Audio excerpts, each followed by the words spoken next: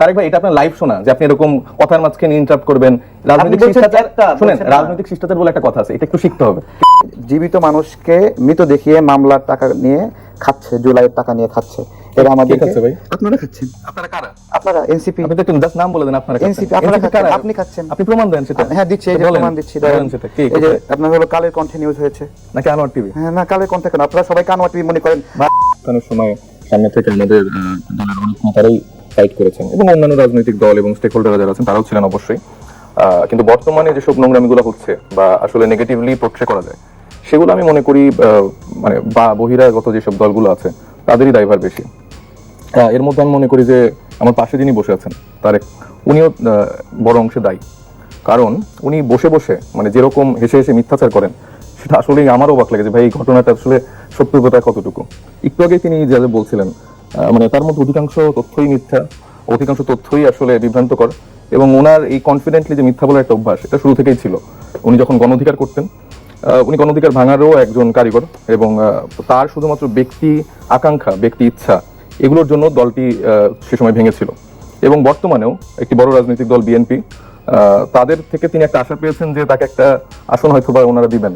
তো সেই আশার পরিপ্রেক্ষিতে সারাদিন বসে উনি এনসিপির দুর্নাম গায়, গুণগান গায়, তারপরে উপদেষ্টা যারা আছেন এদের গুণগান গায়। কিন্তু বিএনপির আশ্বাস পেলে এনসিপির দুর্নাম গাইতে হবে কেন? এটাই তাকে কাজ এটাই দিয়ে দেওয়া হয়েছে যে তারেক তুমি বসে বসে সারাদিন এই আক্তার কি করলো, নাসির কি করলো, নাহিদ কি করলো, এগুলা গুণগান গাও। সে যেগুলো বললো সেটা কোনটাই প্রমাণিত আছে? এই যে দুর্নীতির কথা বললো, এত কোটি টাকার দুর্নীতি, অত কোটি টাকার দুর্নীতি, কোনটা প্রমাণিত আছে একটু বলতে বলেন তো।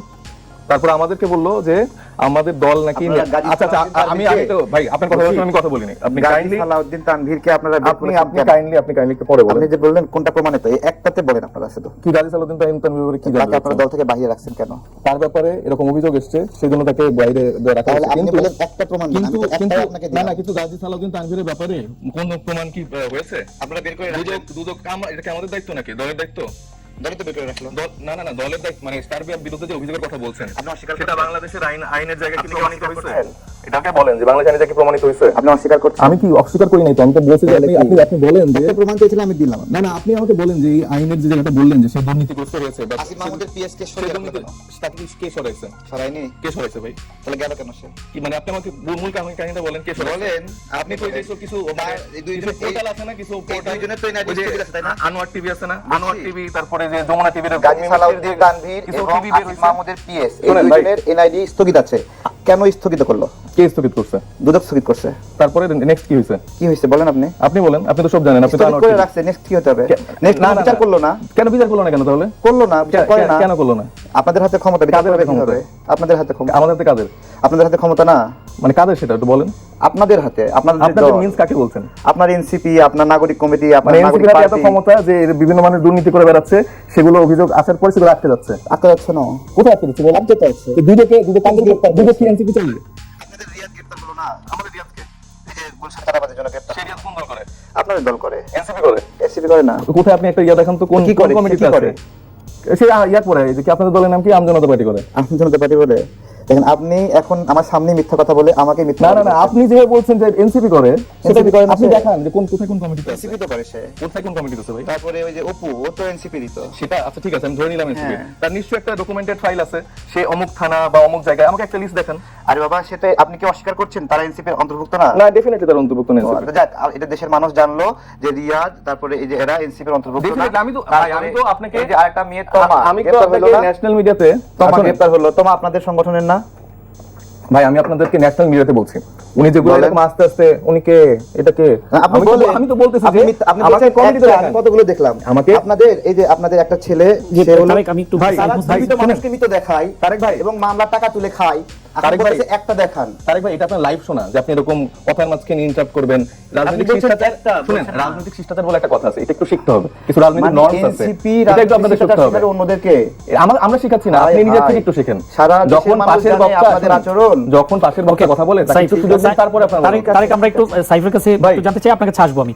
তো সাইফ, তারা জীবিত মানুষকে মৃত দেখিয়ে মামলা করে টাকা খায়, এরকম আবার আমাকে বলে মিথ্যা বলছে। ওকে, আপনি আপনার কথা পরে বলেন, আমি এর পরে সময় দিচ্ছি আপনাকে। আগে সাইফের কথা শুনে আসি যে এই দঙ্গলবাজির দায়টা নিবেন কিনা আপনারা।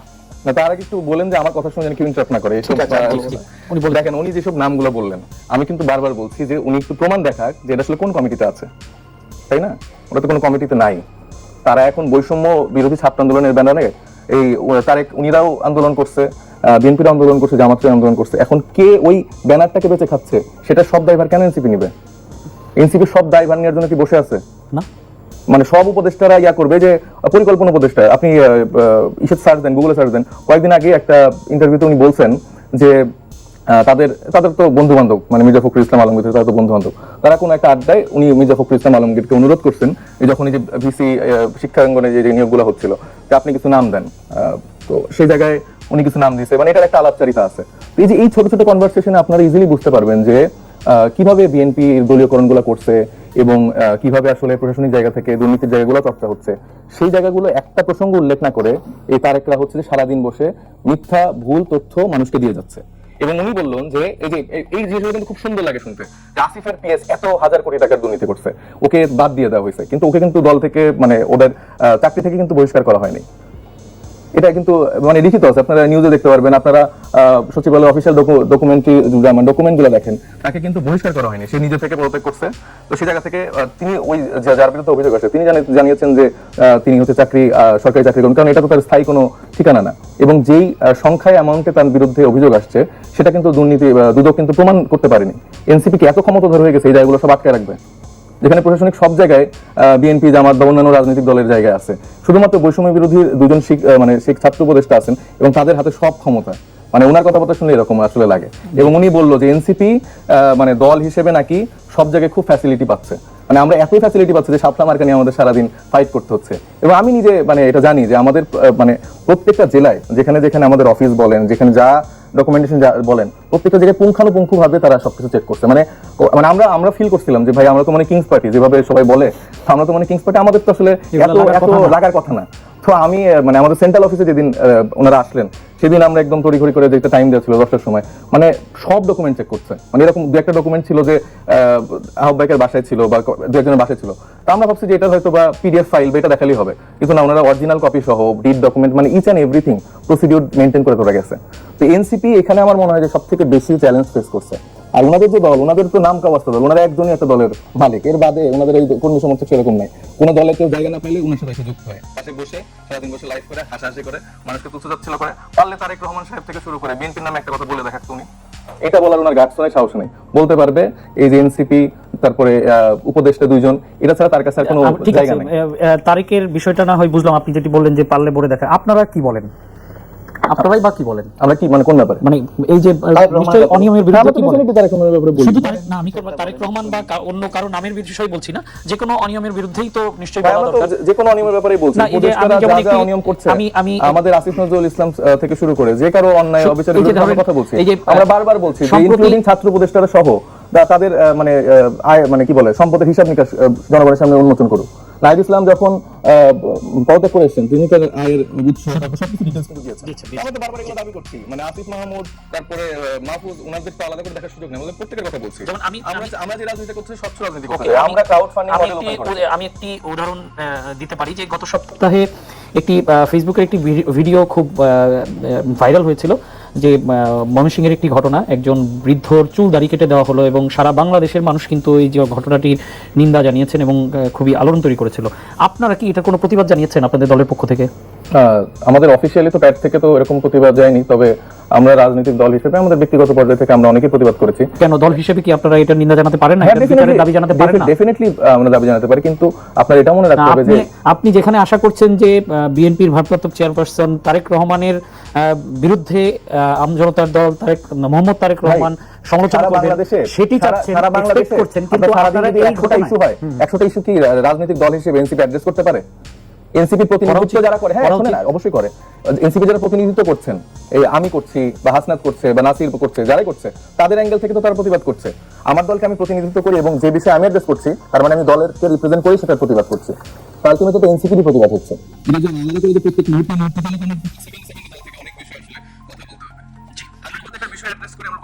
কথা বলি, তারেক রহমান সাহেবের থেকে শুরু করে বিএনপির যত রকম প্রবলেম আমাদের চোখে পড়ে আমরা বলি। আর আমরা শুধুমাত্র মানুষকে মানে নোংরাভাবে এলিগেশন দেয়, এগুলোর রাজনীতি আমরা তো করতে চাই না।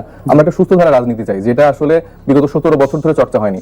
আমরা প্রবলেম সলিউশন বেসড রাজনীতি করতে চাই, যেখানে আসলে আমরা মানুষকে শোনাতে চাই যে আমরা তাদের জন্য কি করতে চাই, আমরা আসলে জনগণের জন্য কি করছি, এবং আমরা আমাদের সামগ্রিক যে কার্যক্রম সেগুলো তাদের সামনে উল্লেখ করতে চাই, এবং আমরা মাঠে যে তাদের সাথে সেই কন্ট্যাক্টগুলো করি। সারাদিন বসে বসে যদি টেবিল চেয়ারের মধ্যে বসে বসে আমি খালি একজনের গিবতি করে যাই, তাহলে এটা কোনো রাজনীতি হলো নাকি? এই এক দলের নাম সর্বস্ব একটা লোকের এই রাজনীতির ফরম্যাট তো এনসিপি ফলো করবে না। জি, ধন্যবাদ। আমরা একটু মোহাম্মদ তারেক রহমান আপনার কাছে আসতে চাই যে আমি ওই যে সাইফকে যেই প্রশ্নটি করেছিলাম সেটি করতে চাই যে এই যে ভবিষ্যতের ইতিহাসে এই সরকারের আমলটি আসলে দঙ্গলবাজির আমল হিসেবে চিহ্নিত হবে।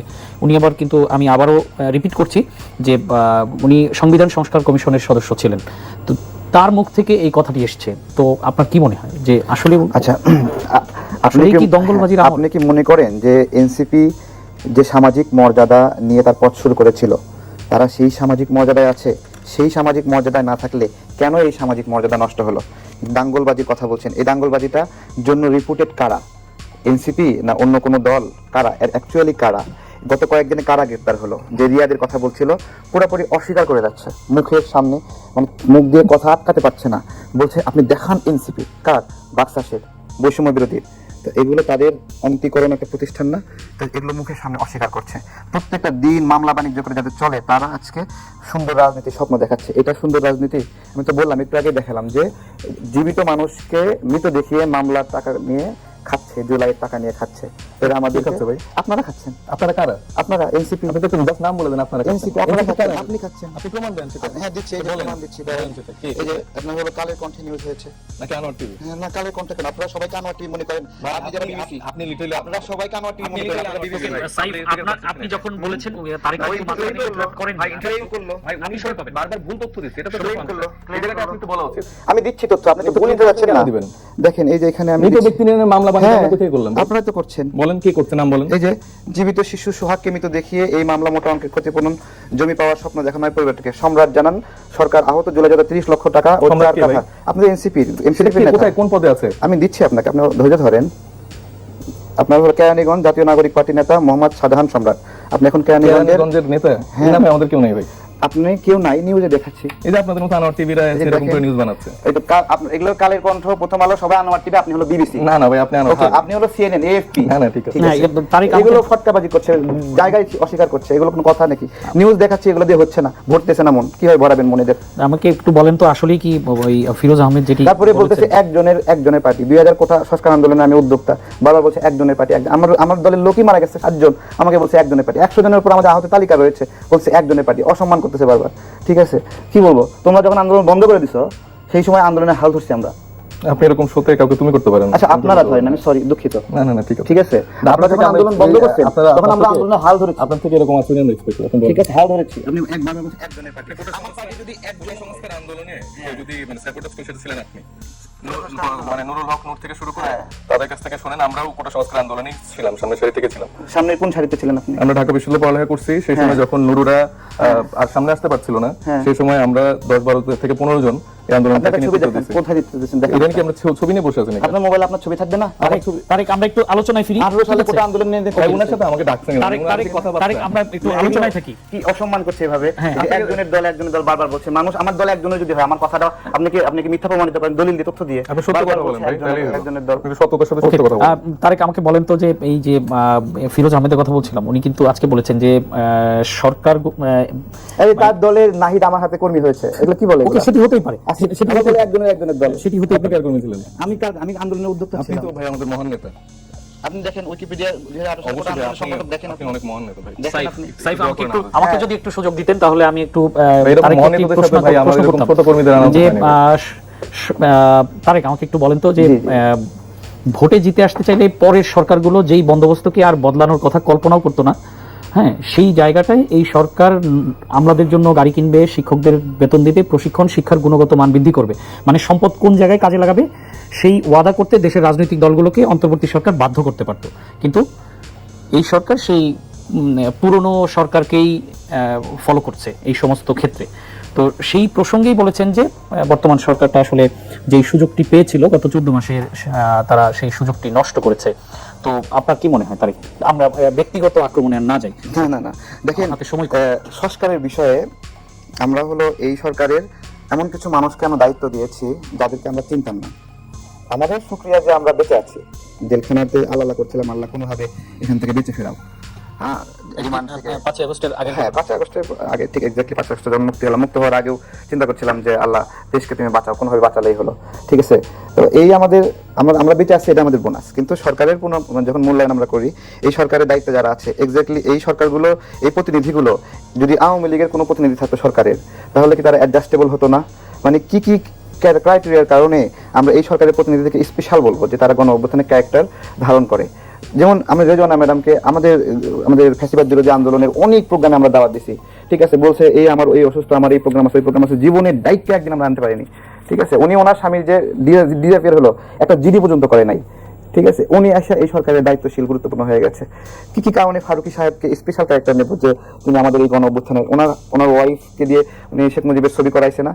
কি কারণে? এই লোকগুলো তো আওয়ামী লীগের সাথে অ্যাডজাস্টেবল ছিল, সেখানে কোপ করেছিল, তাই না? আপনি এই ধরনের একটা ক্যারেক্টারওয়ালা সরকারকে প্রত্যাশা করছেন তারা সংস্কার করে দেবে, বাট জনগণ তাদের ভোট দিয়ে একটা সরকার বানাবে, সেই সরকারের উপর আমাদের বিশ্বাস নাই যে সেই সরকার সংস্কার করতে পারবে।